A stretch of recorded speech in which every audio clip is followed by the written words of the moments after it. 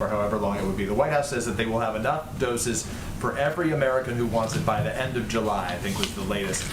Not just for everyone who wants it, but to be able to give it to them for everybody who wants it by the end of July.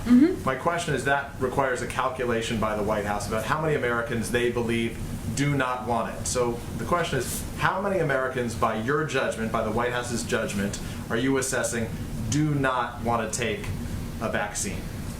Well, I would say, let me try to answer this question. I think this is going to get to your part of your question here is, when we say we are confident we're going to have supply for all eligible populations who want it, that means that by the end of May, for about 80% of the population, by the end of July, about 90% of the population. We also recognize, and as you guys have reported on, that there are populations in the country that are going to be hesitant or going to be reluctant to get the vaccine.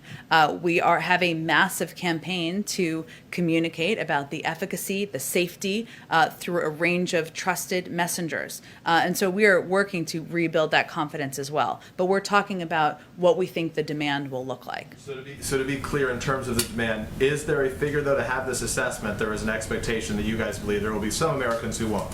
Where do you set that number right now? Obviously, you're trying to overcome it.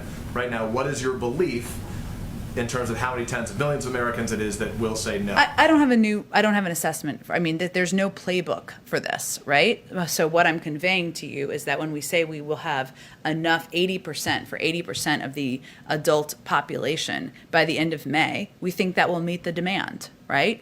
But we assess day by day, week by week, what progress we're making on addressing any issues with confidence. Because by the end of May, I think by my calculation, having read on this, it's 220 million total available doses, I think, that would, or 220 million Americans who could have been get their shots by then. That means that there's an additional number of Americans above that who wouldn't, but you guys don't have a specific number that you're circling right now.